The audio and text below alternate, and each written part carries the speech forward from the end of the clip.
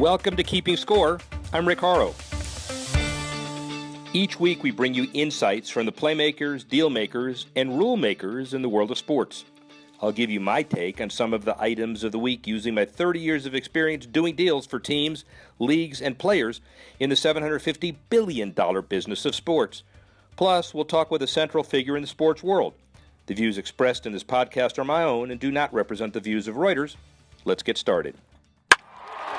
A home run for Major League Baseball and Fox Sports. They reached an agreement for a 3-year deal to begin in-market streaming for the 15 clubs in Fox's regional sports network portfolio at the start of the 2016 season. That's according to published reports. This includes teams like the World Series champion Kansas City Royals, the Yankees, and the Los Angeles Angels. It represents a significant breakthrough in what had been a years-long battle between baseball and its media partners to offer games locally on digital platforms. You'll still need a subscription to a cable or satellite service to access the game, so no luck for you cord cutters out there. MLB Commissioner Rob Manfred called it a huge step forward for baseball.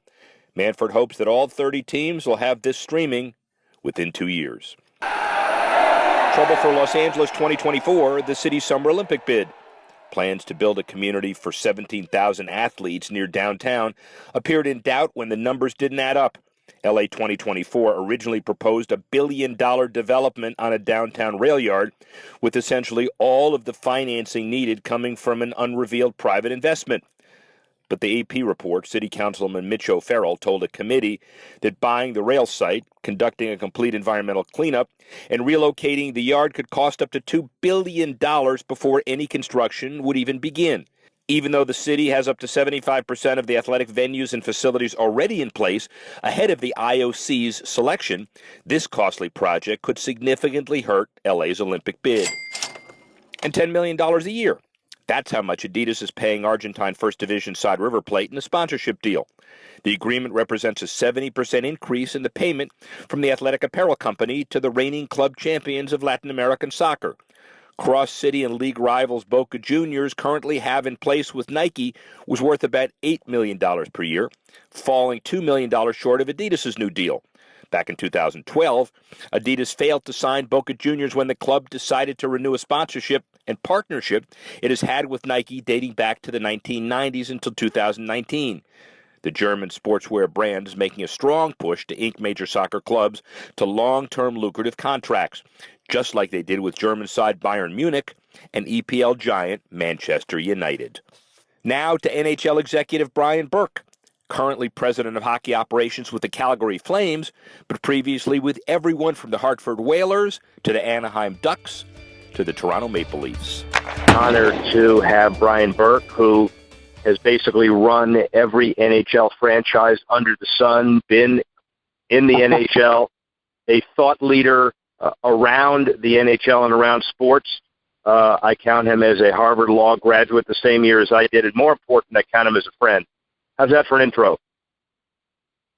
That's pretty accurate. I would agree with that last discussion, too. Rick is a friend.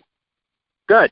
Well, we just came out of a heck of a conference that you co-chair with an attorney from Dickinson Wright, Trevor Whiffen, in Toronto, and it was genuflecting in front of Brian Burke. I will tell you that. It's all the hockey establishment corresponding with the Hall of Fame induction on an annual basis. How does it feel to be viewed as kind of now a senior ambassador in hockey, and not just because you're old? Well, first off, in Canada, my profile is quite high because I've worked for 3 Canadian teams, which are Vancouver, Toronto, and Calgary. And the conference is tied in with the Hockey Hall of Fame weekend, the induction ceremony, which is always on Monday night. I am on the selection committee at the Hockey Hall of Fame, and we started doing this 8 years ago, Trevor Whiffen and I. So we've watched this thing grow, and you know what it's like when you get speakers like you, Rick, and Gary Bettman. Like, we have top panels, and it's grown and grown and grown from initially being involved with about 200 people to this year is, I think, 600 in terms of people attending and speaking. So it's the biggest one in Canada. It's a lot of fun for me. I get to teach for 2 days. Teach for 2 days, and also you have an amazing passion for the business and the game. You're one of the few opinion leaders in sports, I would say, that basically transcend the border, not just because you're a Canadian and American citizen, but you've worked successfully on both sides of the border. Similarities and differences generally between how sports business is done in America versus Canada, or is it entirely basically the same thing? It's the same functional elements. You've got inventory, you got to sell it, you got customers, you got pricing issues. It is the same assembly line from a paper list of products, a menu, if you will, to a full building and full sale. But it's very different. Where the place that hockey occupies in Canada, there is no analog for it in the United States. The closest I can come, when I try and describe it to people, they say, well, is it like football or like the NFL? It's way bigger. Now, again, only 37 million people in Canada. But in terms of percentage, they're passionately interested and knowledgeable about hockey. It's the highest by far of anything comparable in the States. The closest I could put it to would be college football in Clemson or in Gainesville, or a place where the town truly adopts the team and it bleeds those colors for 7 days, 7 Saturdays a fall, or 8 Saturdays a fall. And it's a pretty good analogy, frankly, although, that, as you said, that's 8 Saturdays a fall. Your national sport, or the Canadian national sport, is 9 months a year to be accurate, but it's effectively a 365-day-a-year exercise based on what I can see, right? Yes. I'll give you a couple quick stories. If the talk radio shows in Toronto, the Blue Jays had a fantastic year this year. So after the trade deadline, they would talk Blue Jays, and people wanted to talk Blue Jays. They had a great following here. But in the middle of an hour on the Blue Jays, someone would call and say, are we going to talk Leafs anytime soon? They weren't even talking hockey, and they wanted to talk Toronto Maple Leafs. And the second example I'll give you is I was watching a Boston Red Sox team, 8 years ago with Theo Epstein. And Theo at the time was running the Red Sox. And he's a very smart guy, Theo. And he said to me, are you me in Toronto? And I laughed and I said, Theo, I'm 10 of you in Toronto.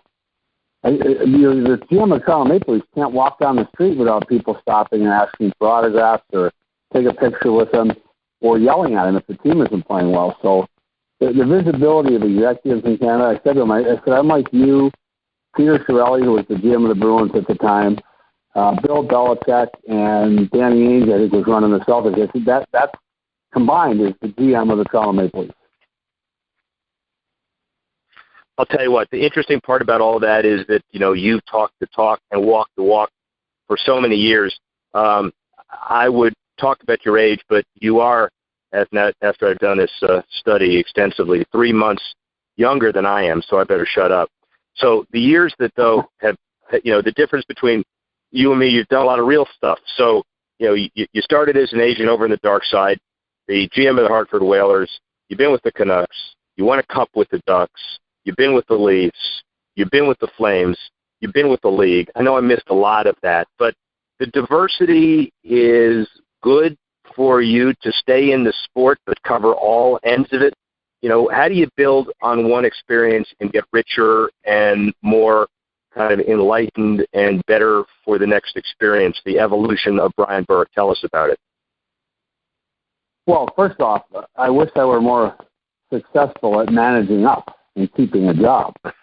Part of this job, the guys that have longevity, to have longevity in this business, you not only have to win, you have to manage up. You have to interact between the business people that surround your owner and the owner himself. And I have not done that as well as other people have. I've been fired twice. Both times the team was sold, and the new owners wanted new guys, and that you're stuck with that in our business. I think they're entitled to have whomever they'd like run it.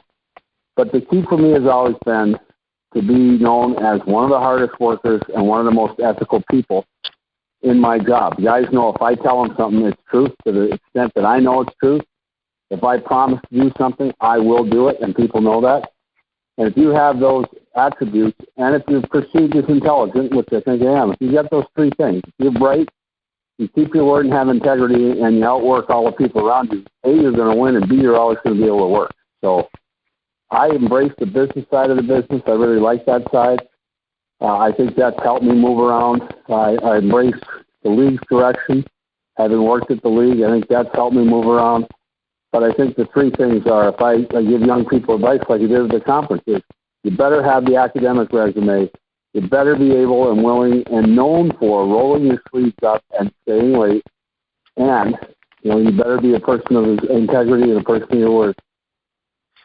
Yeah, but I'll add a fourth one on this one, and this is not gratuitous, although if I sound like it, you have the rare talent that I actually emulate of appearing not to take yourself seriously, but you're one of the most serious and thoughtful and enlightened people around. And I know that sounds like blowing smoke a little bit, but it's a personality as well. And when you combine all of that, it's an unbeatable combination that's successful everywhere. Second thoughts, you don't have to agree with that. I'll do it. But second thoughts, what would you have done differently in any of the places that, you might not have been as successful as you otherwise could have been? Well, I think the place, you were asked, I think you were there. I got asked the other day, I spoke at a luncheon in Lethbridge, Alberta. And the guy said, you had success everywhere you worked except Toronto. What happened? And I said, well, I think I had success in Toronto. There was a lot of manure in the stable in Toronto. There were a lot of players making big money with lots of term. And if you're in a hard salary cap and you got players that are making big money with lots of term that aren't productive, you're not going to be able to trade them. So it took a while to shovel out the stable and move some money out there. And I had warned ownership that it would take that long. I just didn't say it publicly. I don't like PMs who stand up the first day and say this is a 5-year rebuild, because basically they're trying to buy 5 years on day one. And I never respected that. I never said it publicly. But I told ownership it would take a while. What would I do differently? Not too much. There's one day in my life I would change, and that's the day my son passed away. And I know we're going to talk about that, but job-wise, not much differently. I tried to manage up where I could. It didn't work. And at some point, you feel like you're kissing somebody's butt if it doesn't work, so do something else. Yeah, we're not going to talk about it, but you did. So we're going to spend a minute on it. Personal, you've been all over the map, but you're incredibly generous and passionate at charitable causes, one specifically, but you've got other ones too. So spend a couple of minutes about the personal side of Brian Burke. Well, I do a lot of charitable work. The cool thing, and the reason I have chosen to work in Canada most of my adult life, is because of the profile of the sport. It's given me a platform. It's given me a profile to be able to engage in the charitable work I do. So I do environmental things. I'm big on the Canadian Forces Soldiers. I'm big on Special Olympics, big on women's hockey, and big on anti-bullying and homophobia. So my son Brendan was the student manager at Miami University in Oxford, Ohio. And he came out to us, and he came out very publicly. It was a wonderful story all across Canada. The general manager of the Toronto Maple Leafs has a gay son and embraces that. It didn't make a damn bit of difference to me. But we lost him in a car accident a few months later. And in his memory, Patrick, my son, and I started Youth and Play, which is a charity to encourage young male athletes in particular to stay in team sports, because we have a big drop-off for young gay male athletes in team sports. They're not in a comfortable environment.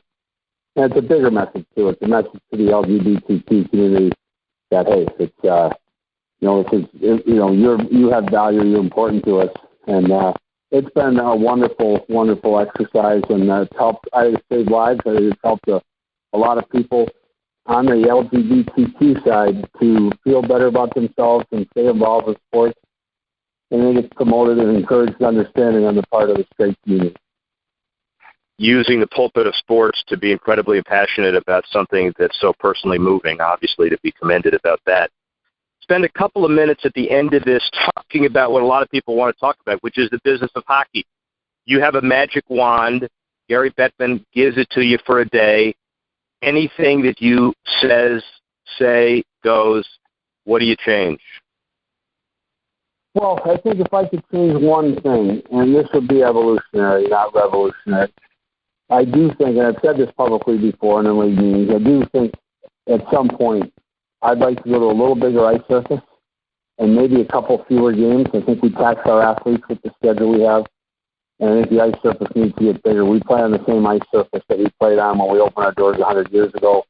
Players have gotten bigger, faster, stronger. So Those would be two things. But the game's in great shape. You mentioned Gary Bettman. We're very fortunate to have Gary as our commissioner. We've got labor peace. We've got long-term broadcast deals. We've got some issues, a couple markets we'd like to see doing better than they have, and we've got potential expansion we've got to address. But overall, I think the league's in as good a shape as it's ever been in, and that's because of our leadership element. That's because of Gary Bettman. Where's hockey 10 years from now, the business of the NHL? Well, I think it just continues to grow. I think our product is the best live product.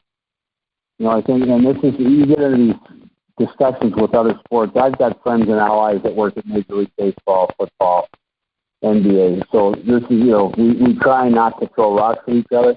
But in terms of the best live product, when you buy a ticket, you come into our building, I think we have the best sporting event in the world. And it's the most difficult sport to play. One thing that I think our fans appreciate is how difficult it is to be an NHL player. And I know someone listening to say, the NBA, it's harder to be an NBA player. It's not. Everything an athlete has to do in those sports, they do on feet. They do them in shoes. And everyone knows how to run. Our guys have to do it on skates. And you can win a gold medal in the Olympics in two different disciplines just for skating. So that's one. Second is the object that most, when you play a sport, baseball, you hold the ball in your hand. The object of our game is one level removed.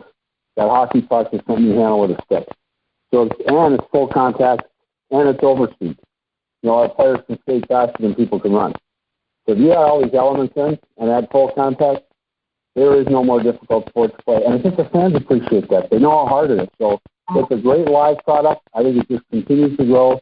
You got to keep expanding globally. It is a global sport, but not 100%. And like I said, I think the future is very bright for us.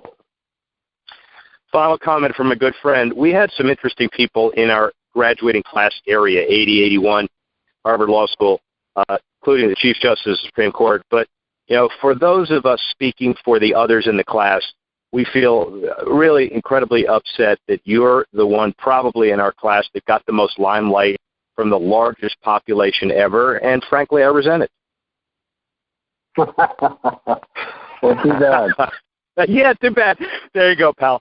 Thank you very much. Brian Burke, Director of Hockey Ops for the Calgary Flames, and one of the biggest thought leaders in hockey. Really appreciate it. Thanks for listening to this edition of Keeping Score. I'm Rick Horrow. The producer of the show is Alex Cohen. Audio producer Adam Wiesen. Technical assistance provided by Jamie Weber, Tanner Simpkins, and Carla Swadek. The executive editor of Reuters Digital, Dan Colarusso.